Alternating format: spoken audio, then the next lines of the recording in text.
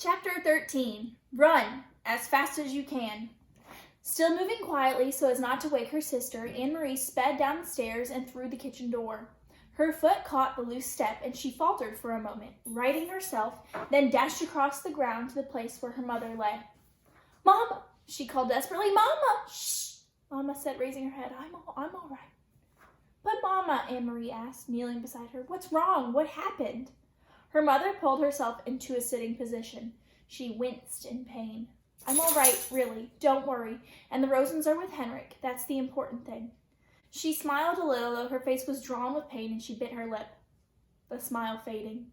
"We got there so quickly, even though it was still so dark, and it was quite difficult for the Rosens, not knowing the path.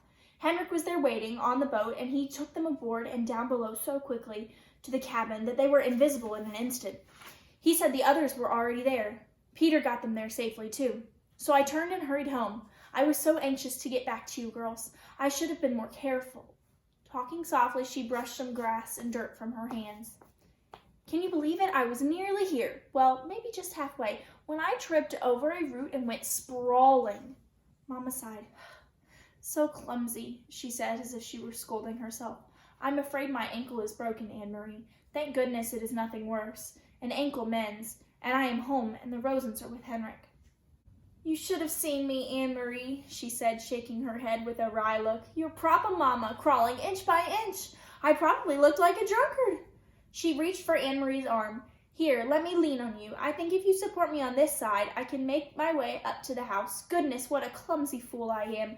Here, let me put my arm over your shoulders. You're such a good, strong, brave girl. Now, very slowly. There." Mama's face was white with pain. Anne-Marie could see it even through the faint light of the approaching dawn. She hobbled, leaning heavily on her daughter, pausing again and again toward the house.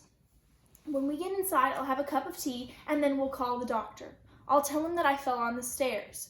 You'll have to help me wash away the grass and twigs. Here, Anne-Marie, let me rest for a minute." They had reached the house, and Mama sank down to the steps and sat. She took several deep breaths. Anne-Marie sat beside her and held her hand.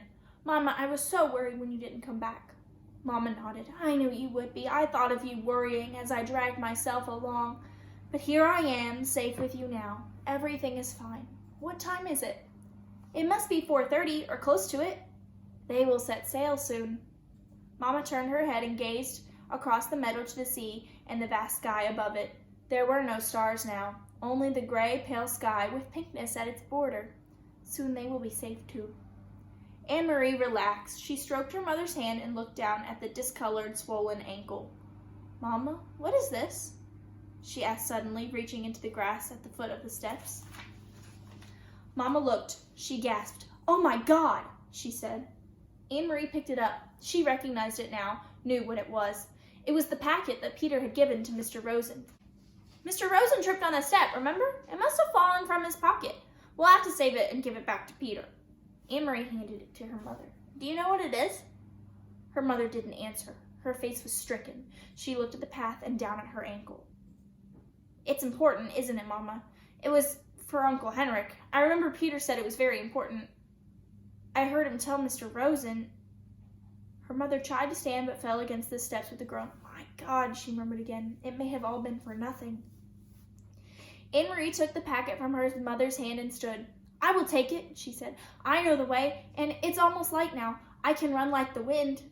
Mama spoke quickly, her voice tense. "Anne-Marie, go into the house and get a small basket on the table. Quickly, quickly. Put an apple into it and some cheese. Put this packet underneath. Do you understand? Hurry." Anne-Marie did instantly as she was told. The packet at the bottom. She covered it with a napkin. Then she wrapped some cheese and apple. She glanced around the kitchen, saw some bread, and added that. The little basket was full. She took it to where her mother was. "You must run to the boat. If anyone should stop you." "Who should stop me?" "Anne-Marie, you understand how dangerous this is? If any soldier sees you, if they stop you, you must pretend to be nothing more than a silly little girl.